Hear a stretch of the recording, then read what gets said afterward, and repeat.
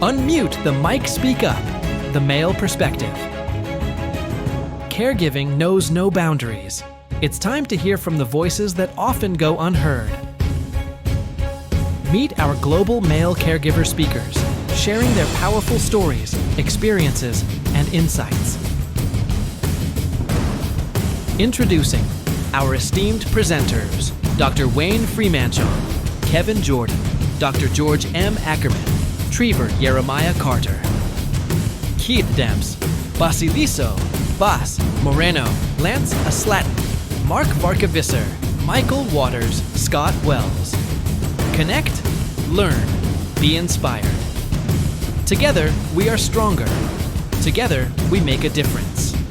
And now, meet our beautiful summit hosts, Cheryl D. Mims and Christina Keys. Reserve your ticket now and be part of this impactful event. Thank you so much, Cheryl, for this wonderful opportunity. Good morning, good afternoon, wherever you are joining us all throughout the world.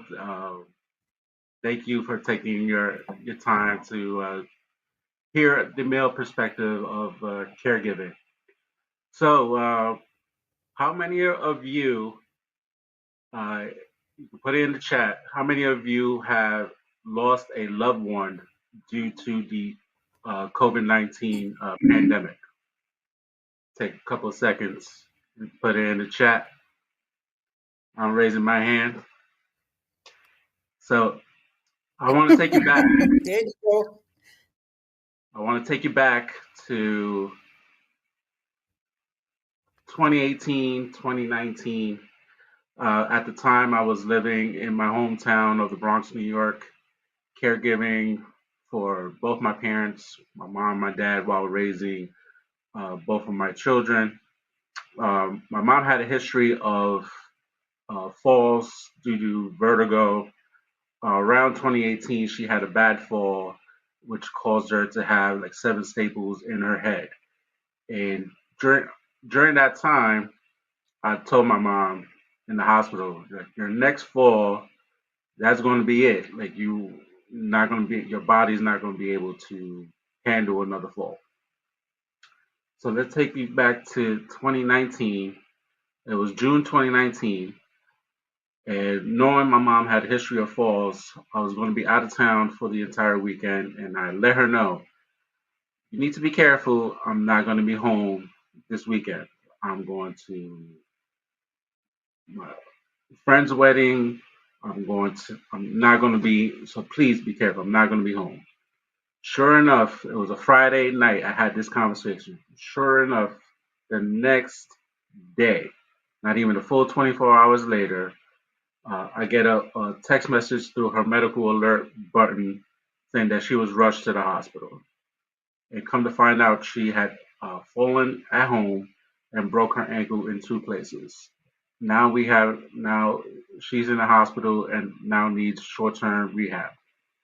Unfortunately, the rehab wasn't going well at all. And then she ended up having a bone spur, skin breakdown on the same ankle that she broke her ankle with. And it was not healing due to her issues with diabetes. So she spends all her birthdays, she spends my birthday, she spends all the holidays in the nursing home, and she's not getting any better. The rehab people at the nursing home said she is, they deemed her bedbound.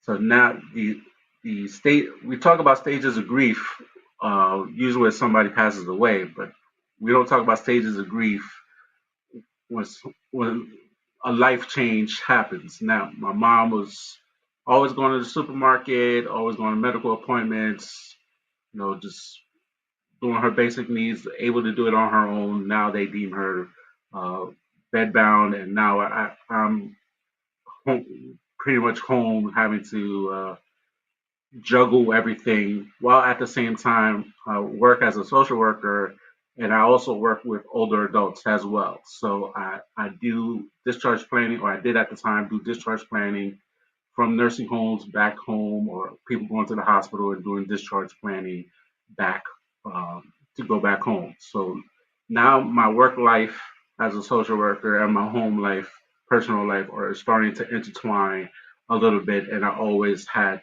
to usually been able to keep both of my professional life and work life separate. So now we this is December 2019. We starting hearing like the first rumblings of something's happening in China, and obviously we found out is COVID-19. Here comes 2020.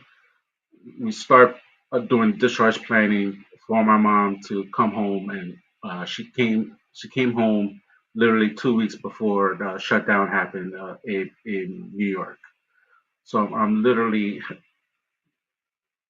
the whole circle of life starts happening. I'm literally like having to bathe her, change diapers, put clothes on her, everything I used to do for my kids when they were toddlers and babies, having to do the same thing for my own mom. And frustration starts, kicking in.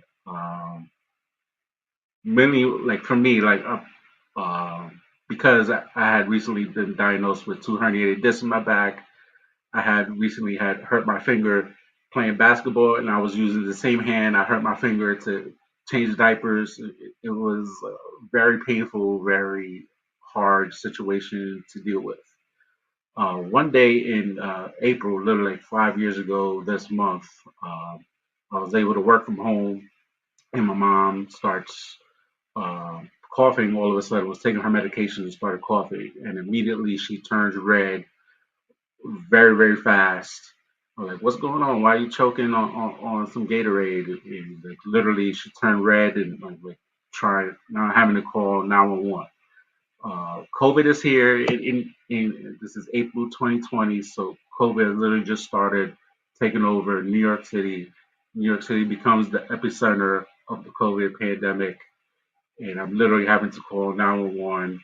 And literally, I'm in the hallway of my apartment. After calling 911, the EMS comes in, and I'm thinking I'm saying my last goodbyes to my mom in the hallway. All at the same time, making sure my dad is okay, making sure he's autoimmune deficient, and making sure he's not getting sick, making sure somehow I'm not getting sick. Luckily for me at that time, my girlfriend was able to take care of my kids and take her to her apartment, and she was able to work from home. So that aspect I didn't have to deal with face to face in person necessarily. So literally a week later goes by, and my mom somehow miraculously got discharged from the hospital. However, she had flat affects, literally was physically, facially unrecognizable. Like she wasn't there physically, emotionally, like mentally, she just wasn't there. Like I knew something was off immediately as soon as she came home from the hospital. Um, couldn't really communicate other than a couple of words. Just not mentally, just wasn't there. It was hard to really like explain what was happening, but I knew something was off. All she could say was that she needed some water. Was able to get some water. She ended up having COVID and was still being discharged back to my house a week later. It was like, I'm like, we can't have mom in the hospital. I got to deal with dad. He might thinking he might catch it. Think that I might catch it. We had a mask on in our own house and wearing gloves and all this stuff we were doing in the streets to protect ourselves. We were doing it in our own house. Literally, I called 911 the next day. Like, she needs to go back to the hospital. The doctors um, didn't know what was going on. I had explained to the doctors. I literally had a coherent conversation with her days before, the weekend before discharge. Yes, she was a little bit confused, but she knew where she was at. She knew who I was. She was able to speak and was asking me to come visit her in the hospital. And I explained all that to the doctors, and the doctors were completely shocked. They were like, they thought her baseline, how she presented herself at the hospital, like that was her baseline. Like, no, I literally had a full conversation with her. She was alert, coherent times three. Literally days ago, now she can't even say like two words. Uh, put a whole sentence of two or three words together. So I had no idea what was going on. The doctors had no idea what was going on. And I explained to the doctors she needs to go to long term care. I can no longer care for her in my home. Now I want to stop right there because many of us in our black and brown communities, we don't have these tough conversations like that. So for me to make that decision, to not only care, not I wasn't even thinking about me. I was thinking about my dad.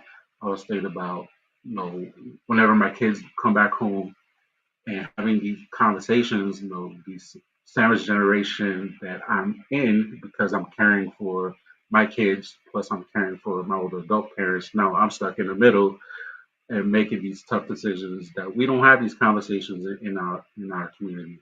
And part of my business of Bash Moreno Consulting is to normalize having these tough conversations of making these tough decisions and normalizing having these conversations and having to make these tough decisions and kind of go from there. So literally making the decision like she needs long-term care placement. I can't care for her like physically, mentally. I wasn't able to do it. Plus, I was still working during the pandemic, working with my older adult clients, and literally my older adult clients are passing away from COVID as well while I'm dealing with personal stuff with my mom. So literally now both my worlds are completely intertwined together and dealing with all this happening real time all at the same time. So my mom gets discharged, goes to a nursing home, and then passes away May 3rd, 2020. So I'm almost at the 5 year anniversary of her passing, and it doesn't get any easier now because I was doing so much of still working, and I was actually planning on moving to move out of New York to move to Delaware. My focus became even more of planning to move out of New York and getting my finances in order to make that move happening. So I didn't allow myself to grieve necessarily. So we talk about stages of grief. When initially I got that phone call on May 3rd at 5 o'clock in the morning, and I immediately was bawling, crying, like I couldn't believe what I was hearing. Um, and they literally was they had called me from the nursing home. It was like, hey, we need to ID your mom. Uh, and the only way because of COVID, I couldn't go to the nursing home to go visit. They were like, the only way we could do it was email, either send you a text message or email a picture of your mom to ID. Now that email, that email that I got was probably the worst email I ever got in my life. And having to ID your own mom through email is, I hope, something nobody has ever have to experience in their life. And literally, when I saw my mom's picture, I almost started to faint. I was literally every like ounce of energy I had in my body was starting to go. I told my son, like, I'm like, go get me some water right now. My son ran to get, God bless him. He ran to get me some water and drank some water, and I was able to compose myself. But you talk about the stages of grief. I was having some denial a little bit later on in the day. I was like, I gotta go home and tell dad, his love of his life for 40 years, is no longer with us physically. Having to call my aunts, both in New York and in Puerto Rico, that my mom passed away, and a couple of friends that my mom had passed away. Uh, it was very like tran transactional, you would say, like literally, like this life was happening all so fast and caring for me, making sure the kids were okay, just making sure my dad was okay, and not having to really like deal with the issue at hand that my mom had passed away. Like I literally like, moved out of New York like later on in the fall of 2020 and focusing on purchasing my first home, which I did in February of 2021. Um, Really, the anger and the acceptance. I'm now dealing with that for the past year and a half. I finally addressing the loss of my mom with therapy, and that's another thing that doesn't get talked about male men going to therapy. I suggest every male please go to therapy. It was definitely helpful, especially Latino men. Please go to therapy. Um, it's definitely been healing, allowing myself to grieve, allowing myself to uh, to just accept the loss. So yeah, it's to a point that I wrote a book. I don't have a copy of the book, but it's called Triumph Through Pain: How to Maximize Your Full Potential in Hard Times.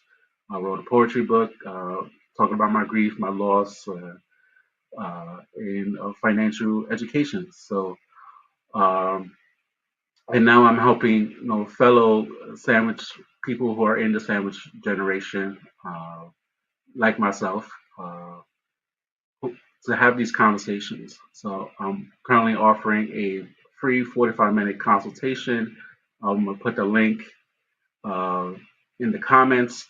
So if you're in that sandwich generation, uh, caring for older adults, whoever it is, parent, grandparent, aunt, uncle, and having kids are your own, let's have these conversations. Let's normalize the talk about estate planning. Let's talk about anything related to finances, how you're struggling with your own personal finance, because it's hard. These having these hard conversations, but that need to be had because the last thing you want is to go to probate court and now you're wasting money paying for lawyers that could be money that could be invested within your own family and start building generational wealth within uh, your own family tree. So um, I'm definitely going to put it in the comments.